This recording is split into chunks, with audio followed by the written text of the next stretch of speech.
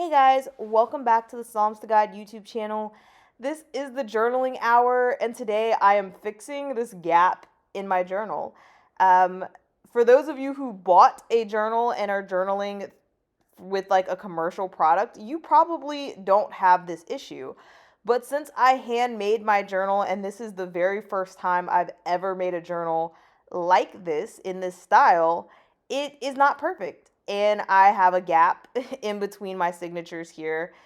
I've noticed this gap before I started this page, but it really started to bother me once I actually started writing on that left page. And I was just like, I can't deal with this. I have to do something to fix it. And so the idea that came into my mind was to add in a page to take up that space. So what I'm doing here is cutting two colored sheets of paper down to size. These are 8.5 by 11. So I'm cutting them into the B5 size of my journal. One sheet is blue and one sheet is pink. They are standard printer paper weight, which is very thin. So I'm going to glue them together, and then I'm going to use clear tape to tape them in, the way you would do like a tip in. And I'm just going to create like a quote page for no reason except to cover that gap because it was annoying me. You could use thicker paper, you could use white paper, and continue journaling like normal. You could do dot grid paper so that you could keep writing on the next page. You could use washi tape to tip it in to make it look a little different, but I went about this way to make it a little more discreet as well as to be somewhat visually as appealing, I guess. Um, but yeah, that's what I'm doing in this video. Apologies for the camera cord hanging there. It hangs for a while before I realize that that's actually visible in the camera.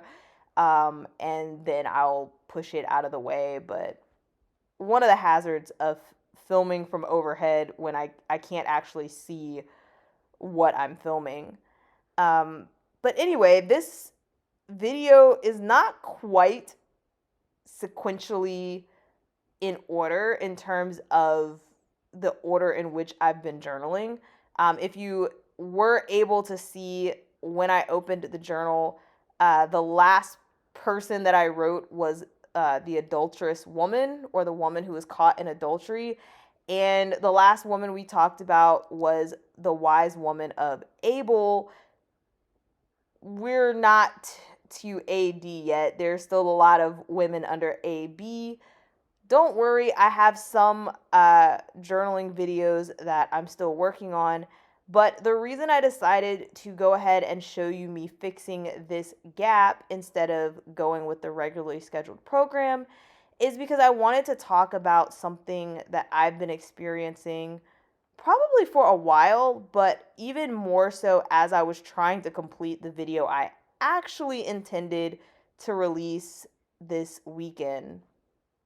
And that is imposter syndrome as a believer. I have had a million and one conversations about imposter syndrome in the context of a career, particularly because I'm a double minority in my career. I'm a woman and I'm black. I'm a black woman in the tech industry. That's not common. And imposter syndrome is a big, big thing within tech. So every conference I've ever been to, every workshop while I was in school, at internships, we talk about it all the time. And people talk about it all the time. And sometimes if you say things, other people will remind you. They're like, "Oh, you're experiencing imposter syndrome right now." And honestly, knowing that it exists doesn't stop you from feeling that way, but it does help you move forward because you realize that it is a phenomenon that happens and that other people feel that way. And so even though you feel maybe inadequate or like you don't belong or that you don't know as much, you realize that the other people feel the same way, and so you're like, it doesn't really matter. We're just gonna keep, fake it till you make it type of a thing. However, I don't think I've ever talked about imposter syndrome in the context of being a believer. And as I was recording the video I intended to release, I realized that I think I experienced that heavily as a believer, and I wanted to talk about it because I don't think people do. One of the things that I remember distinctly in college is we had a pastor that asked like what we wanted to talk about or what we wanted to hear him preach about, and everyone had kind of like all of these things, and I was just kind of like, I don't feel like I look like a Christian, or I don't know the words that I used exactly, but I don't feel like people look at me and think like, oh, that is a believer in God. And I didn't really feel like I ex- exhibit that kind of a standard or whatever. And then I realized like, I mean, that's been a good like 15 years, guys. It's been a minute since this conversation happened.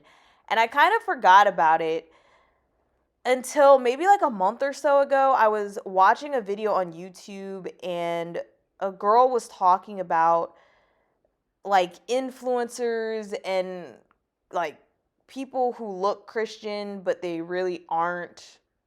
And I listened to the video and it made sense. A lot of what they were saying was spot on, but at the same time, it really annoyed me because there was this implication that there is a Christian aesthetic or that there's a look to being Christian. And I realized that I definitely struggle with this concept and with feeling like I look like that. I don't know exactly the words that I want to use right here, but one of the things I've noticed about myself is that I am not a standard Christian, which is why I don't fit that look. And I struggle with that when I do my videos because I think I also, because of that, don't necessarily fit into the this space of journaling, of Christian journaling, etc., etc. And the reason I don't fit that is because I don't belong to a mainstream, I guess, version. I feel like we live in a polarized society right now. Particularly if you're in the United States, people are very much to the right or to the left, and I am not either. I think both are full of stuff. We'll put it like that. Um, and I mean that both politically and in general. There are ideas that I think if you were to just empty out my mind and see what I believe and my, like, how I read the text and, like, I guess the doctrines or the theology that I believe, you would see some stuff and be like, she's extremely conservative. And you'd see other things and say she's extremely progressive. I don't think I fit in one box neatly, which muddies the water. I have a unique upbringing. My parents were from different denominations, so I grew up going to Methodist churches and Baptist churches, but I ended up going to AME churches as well. And then I ended up with a diverse friend group, and so I met people from various denominations ranging from, Kojic and Presbyterian to like Jehovah's Witness and Mormon.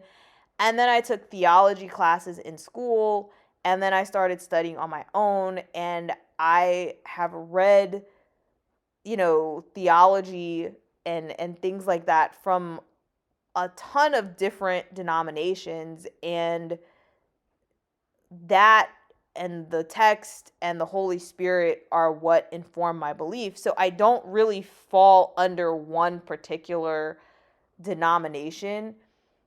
And I find that because of that, when I am like out and about, when I'm talking, when I'm expressing myself, I don't think I look like quote unquote the standard because I don't believe that the standard is right. And so if you see me, I'm not, like you have people like girl defined, right? You have the blonde white girls that are very, very prevalent in right, the very right conservative Christian circles, um, what is now being known as evangelical Christianity. Uh, they're very much co-opting the name evangelical, but nonetheless, that's kind of the vision that you see. I don't really fit that aesthetic. I definitely don't fit the soft girl aesthetic. I'm not like a married woman. A lot of the Christian women I see on YouTube and even on Instagram, they're like married and they're leaning heavily into like the homemaker, the trad wife type of a thing. I just saw a video. I think it was on like complementarianism, but definitely very much into that sphere. I don't necessarily lend to that vision because I'm a single woman, and I'm clearly not a white woman. But even when I listen to like black Christian influencers, I still see some of that influence in that some of them also fit that same aesthetic where it's like trad wife or like homemaker and it's like soft girl life. But then the ones who don't, it's still not quite the same as how I feel like I come off. And then of course, if you've actually seen any of my other videos where you've seen my face, you know that I have sister locks and I have dyed my hair blue, not completely blue, but I have blue tips, which doesn't necessarily, I guess, fit the aesthetic that most people associate with a Christian woman. But when I read the word, I don't see anything that I feel like prohibits me from dyeing my hair blue. Um, just overall, though, I guess these types of things I feel like make me look, make me stand out, I guess. I don't know. Um, but then on top of that, I am a human being. And as much as I want to lead with like Christ, I want to have a heart after Christ. The same way, like this it says that David was a man after God's own heart. I want to be like that too. I want to be a woman after God's own heart, minus the adultery and the murder. But it I'm not perfect. And so there are some times when I look at like my actions and how I've spoken to people and I'm like, yes, God's finally working through me. I handled that the way I think that, the Messiah would. I'm really proud of myself. And there are other times I look back and I'm like, oh, I'm failing. I'm not doing what I should be doing. Like I may go to work and my coworkers may be complaining about my boss and I'm complaining too because he gets on my nerves sometimes. And and we're all just having complaining fest. And then I get home and I'm like, that wasn't very Christian. I look just like everybody else. I failed, right? Or, I get in traffic and someone cuts me off and I'm like yelling at them.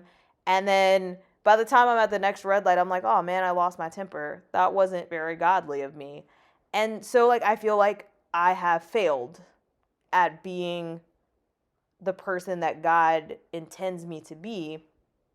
And when all of this comes together, it is in fact the feeling of imposter syndrome. It is feeling like I'm not actually a legitimate Christian, or that I am, that I shouldn't actually be showing you guys anything or making videos because I don't have it together. And that feeling, I would like to think is normal. I would like to think everyone feels that at some point, that they feel like they have failed. To a certain extent, I feel like the awareness that I have shortcomings, the awareness that I have sinned and fallen short of the glory of God, is the Holy Spirit telling me that I am not perfect, right? That is the Holy Spirit holding up a mirror and reminding me that I need Jesus, that I need the Messiah, because I am not it, that I can't do it. If I was looking at myself and feeling like I was great and doing great, then I might think that I was good, right? So I like to think that that's a normal feeling or a right feeling, but at the same time, I don't ever think I've heard anyone talk about this or express that they feel that as well. And so I wanted to share that I do feel that. And I also wanted to share that it affects me as I'm filming videos. I literally filmed the entire video of, the next couple of pages. I did some pages off camera, and then I journaled some. And I was going through the study, and I was talking about each woman and what I learned. And I finished the video, and I didn't even really get into editing it and listening to it before I was just like, I don't feel like I should publish any of this. I feel like I'm unqualified to talk about this. I feel like all of this is bad and I should just throw it away. And, there's like a part of me that's sitting there thinking that I completely failed, and that, it's not good, and that I'm doing a disservice to God by uploading it. And there's another part of me that's like, nope, that's Satan talking. Satan doesn't want this to go out. He wants to stop you from spreading the word, from inspiring anybody, etc., etc. And I literally had to just stop and pray and talk to God. And it was during that moment that I decided I wanted to just take a break from the video content and then keep journaling. So I started on the next study that I was going to do, which was on the adulterous woman, and I started writing out this page, noticed this gap in the notebook, and decided to fix it. And I was like, you know what?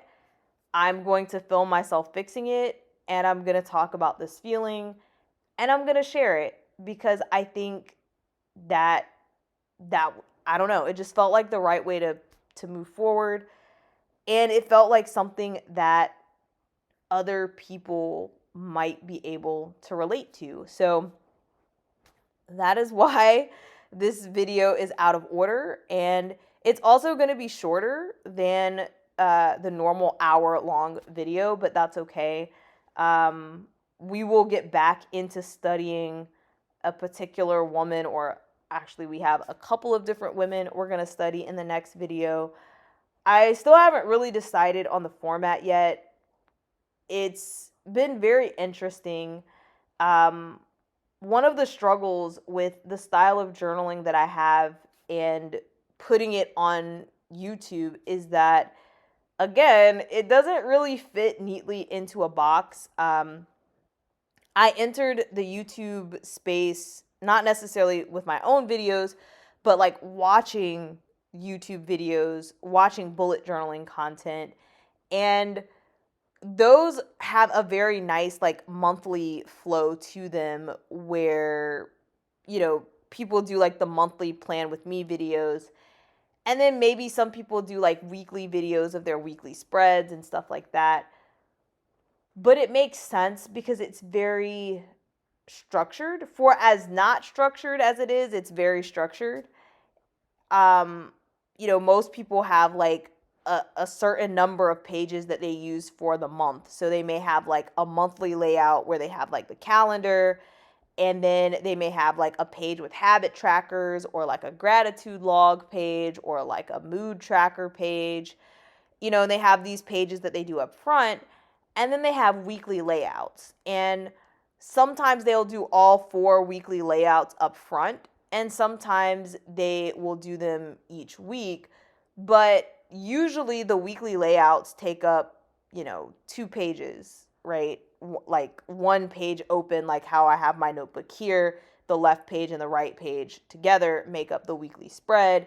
And so you know exactly how many pages you need for the month up front.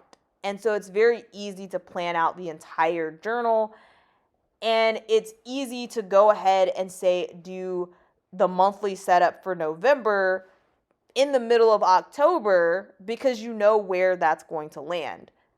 That's not how any of my journals work. Even my daily devotions journal that I have been showing videos of in the Breakfast and Bible series, that's not how it functions. It's set up on a monthly basis, and I have the 1 page that I do at the beginning of the month, but I'm just journaling about what I've read each day. I don't know if that's going to take a half a page, a whole page, quarter of a page, 1 line. I never know. And so some of the studies I've done over a week, some of them have taken up like 4 pages, and some of them have only taken up like 2 pages. I can't really estimate up front how many pages it's going to take. So even though, as I'm recording this right now, it's October 19th, I don't know how many more pages I need to complete the month of October. So I can't start doing the stuff for November until I get much, much closer. Usually I can't predict what I need for, like, where I'm going to start November until like the day before November starts. The same kind of issue is true in this journal that I'm showing you in this series. I'm just doing each woman as I get to her. I don't know, like the adulterous woman, there's a good bit of information there. I don't know if I'm going to use all of the space that is left on this page, if I'm going to go over to the next page. If it's only going to be half this page, I have no idea how much I'm going to write about this woman until I really get in and start studying. And to be honest, some of the studies I've done in this journal already, after I finished it, I've thought of other things and been like, man, I should have put that in there too. And so it's really hard to gauge how much I'm going to do or not do for a particular section until I've done it. But that makes it hard to create content for the channel because I don't know what I'm doing, honestly. Setting up to film is a bit cumbersome. And I'm limited by the battery power and whether the battery is charged or not. As I'm recording this voiceover, the battery is being charged. So if I want to journal the next thing and film it, then I can't do it right now. I'd have to wait. And that becomes very cumbersome because I have a fixed amount of time because I have a job. And usually when I want to journal, and I don't want to wait for the battery to charge. Or if the battery dies while I'm in the middle of journaling, I don't want to stop. I just want to keep going. So that's one thing that makes it difficult. But another thing that makes it difficult is the fact that I don't want to show myself journaling every single entry for this journal because I think that's going to be boring and I think it's going to take a long time. And I don't think it adds value to the point of the series where I'm just kind of giving you guys tips for journaling, giving you guys a space to set aside time for your own journaling or to join in and interact. My channel still isn't very interactive in the sense that, like, I see people watching videos or liking videos, and I appreciate you guys. But there aren't necessarily a lot of comments. So far, I've done 3 of these, and no one's really like joined in the chat or anything. So it's not really providing that, even though that's part of the motivation for it. Um, it's really more about inspiring you guys to journal. And I don't think showing every single person that I journal out on here is necessarily necessary for that. And because I'm doing the same theme for the letter A for each page, a lot of it's redundant, right? So like what I'm doing in this video is different because I'm adding in a whole new page, and I did bring in a new pen. This is a Zig Clean Color Dot, but for the most part, I'm doing the same font for all of the headings, and I'm just doing the study. You don't really need me to talk to you about what pen I'm using or how I'm setting that up, because I'm doing the same thing over and over again, just new material. Really, it's more so of like a Bible study at that point, and that is what I basically did for the next video, the video I was trying to film when this one came about. But it it's still difficult because as I'm writing, I don't know how long it's going to take me to talk about what I'm writing. And I write slower than I talk. So it's difficult because I might say less words than the video, like the footage. But also, I may end up saying more words than what I have written down. Um, it's just really hard to gauge. And I wanted to summarize the women that I didn't film myself doing a study on, but then I realized that I had like 30 minutes worth of conversation on those women, but I don't have any video footage of me journaling that. So then I'm like, so do I just show you guys the journal page while I'm talking? Do I show you my face while I'm talking? Things like that just sit there and you're just like, I don't know what I'm doing. I don't know the best way to convey this, and what to put on the channel, to be honest. And that circles right back into kind of that imposter syndrome of, am I doing this right? Am I hearing God tell me what to do? Do I belong on YouTube sharing my faith and sharing, how I journal for my faith? And that's part of the struggle. I feel a desire, a need, I don't know, to be transparent, because I feel like I cannot be the only person that feels that way sometimes. I feel like a lot of other people are just fake it until you make it. Um, and in some aspects of my life, I probably also am a fake it until you make it type of a girl. But I try to be authentically me and honest in everything that I do. And so I am being honest and telling you, I have no idea what I'm doing with this series. I have an idea in my mind, and God put it on my heart to create this journal and to share it with you guys. And that's what I'm trying to do. So bear with me as I get the episodes out and I try to figure out the content, like how it should be presented, and whether I should just go ahead and speed up the videos, whether I should show you me journaling all the time, whether I should skip some things.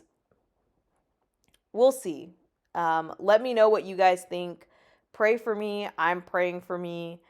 And, don't let Satan get in your head.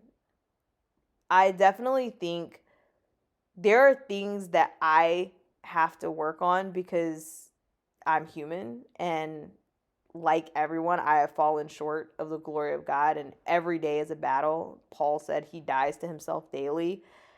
Every day I wake up, and there are parts of me that I have to die to. But I also think that realizing that is a strength and a testament to the walk that I have with God.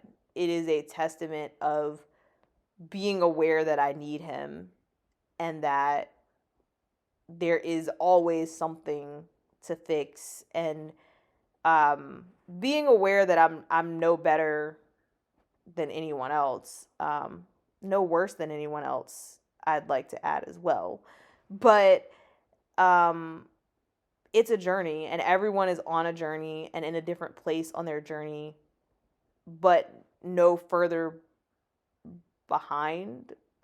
I would say, like, I just feel like we're all in our own relationship with the Most High, trying to further that relationship. And for me, journaling helps me to sort through some of that and to learn as I go. Um, and this particular study on the women of God has been revolutionary, I guess, for me in seeing how many different types of women are mentioned in the Bible and reevaluating what I think it means to be a woman of God, what that looks like, what I should look like, how I should move. And honestly, I realized that everyone's going to have their own vision of that. And so, yeah, there are going to be people who see me and think that I don't fit that image, particularly the people who believe that women should not wear pants, right? There's a whole group of people, and I totally support you if you don't want to wear pants. But I'm not one of the women who believe that, so I do wear pants.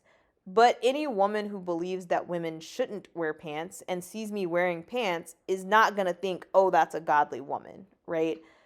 The same thing if you believe that you shouldn't dye your hair and you see me with blue tips in my hair, you're not going to think, oh, that's a godly woman. It has to come from my actions, it has to come from the Spirit working from within me. And sometimes I think that that's a thing. Sometimes I think that I'm exhibiting compassion and I'm exhibiting mercy and joy and love and patience and kindness and all of the things that are the fruit of the Spirit. And sometimes I'm not. Sometimes I'm struggling. Um, and all I can do is pray and continue to build my relationship with God so that that version of me is present more often than not. And the same thing is true of you.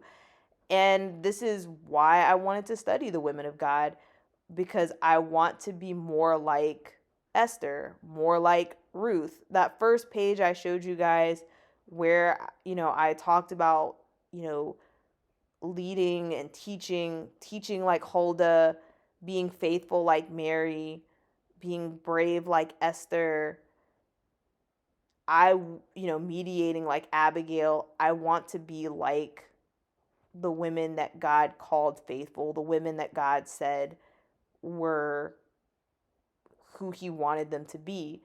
And by spending my time thinking about these women and what they went through and what they did and who they were, I hope to build that relationship and invite the Holy Spirit to transform me into being more like them. And I hope that for you too. So I just wanted to come on and share that with you guys. Thank you for tuning in once again, and I will be back next week. See you.